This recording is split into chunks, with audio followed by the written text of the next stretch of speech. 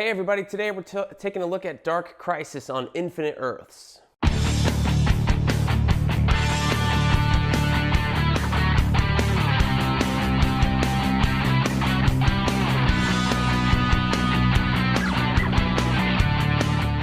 Hey everybody, welcome back to BK's Bullets. Today we are reviewing Dark Crisis on Infinite Earths. As promised, what did New Frontier and Justice League Incarnate. This is the one I really liked.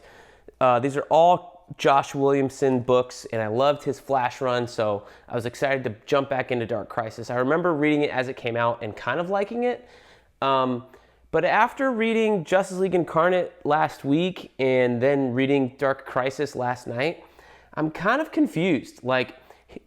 So Dark Crisis on Infinite Earths originally was just called Dark Crisis.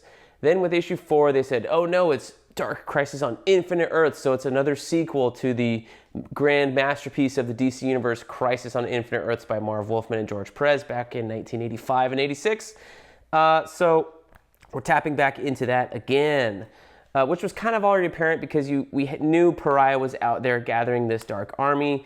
One thing that really works for this book, this is The Dark Army. This is by Rafa Sandoval, this image, not Daniel Sampere, who is doing Wonder Woman right now with Tom King.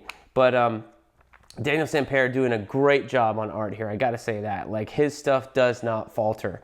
His stuff is phenomenal. Just look at spreads like that. It's wonderful. He's definitely an artist on the rise. I'm surprised that he didn't have a bigger book before they put him on Dark Crisis.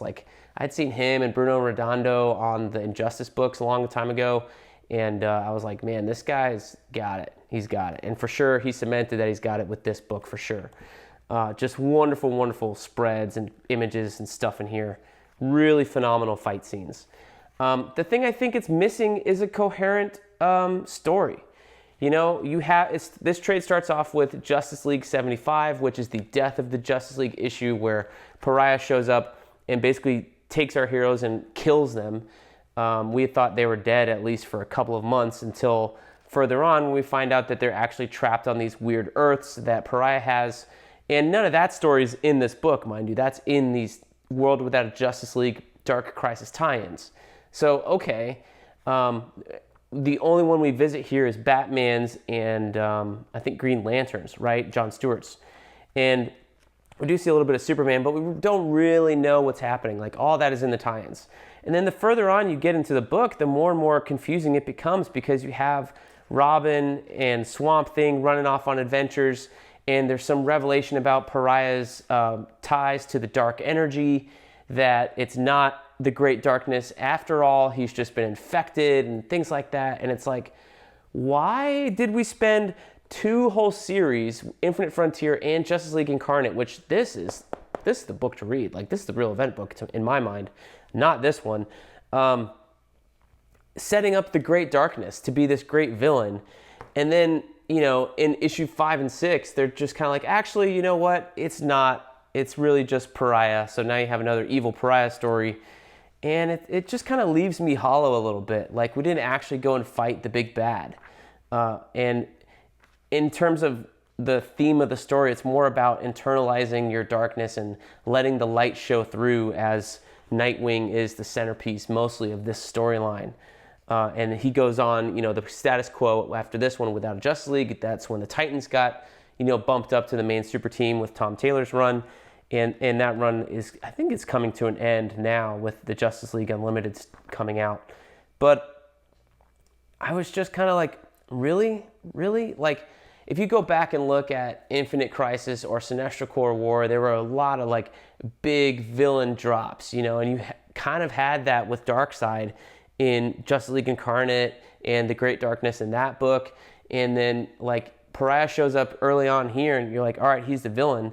But for half the book, he doesn't even show up to Earth. The other half of the book is Deathstroke and the Secret Society of Superheroes, I believe, or whatever his squad's called, leading attacks on Earth's heroes, trying to destroy Legacy, saying any hero we will kill, and we will attack. So most of the book is that after the Justice League is dead.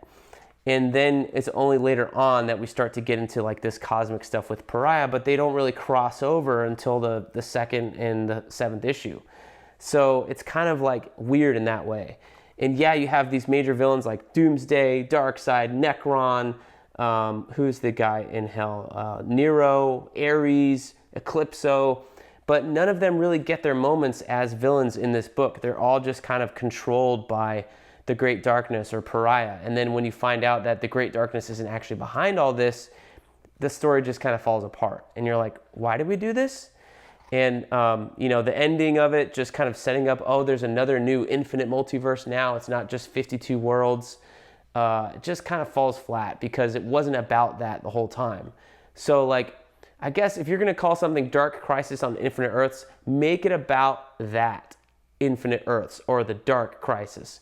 And don't just be Nightwing versus Deathstroke for 4 issues, and then sidestepping to Pariah and trying to set up this another new threat that he's being controlled by and then being shunted away. Much less all the revelations about who's really pulling the strings being in a tie-in. Like, DC's done this with their events in the last couple of years, and this is the one I've reread the most recently out of all those.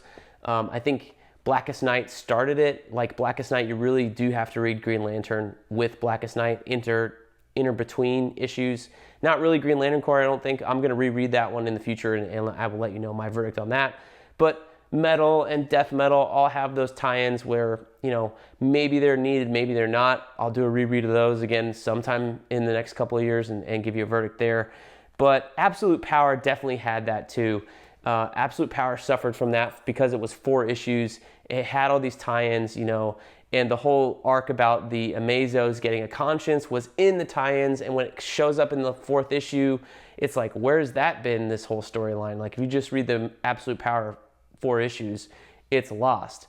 It's not even there. And there's a bunch of captions in here that say, go read this, go read that, but I think they should be, those revelations, if it's who's the villain of the book, that revelation should be in the main book, not in the tie-in. So to me, that was a big, big letdown.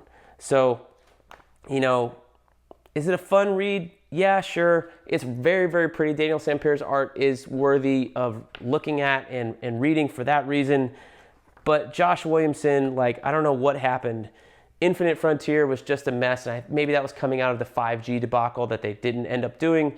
Justice League Incarnate was the best of those 3, and for whatever reason, the follow-up Dark Crisis on Infinite Earths just couldn't live up to the multiverse craziness that he actually did in this book. So if you're looking for multiverse craziness, again, highest recommendation, Justice League Incarnate. Fantastic book.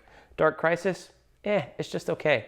So those are my thoughts. Let me know what you guys think down below in the comments, and we'll see you guys next time in the Funny Pages.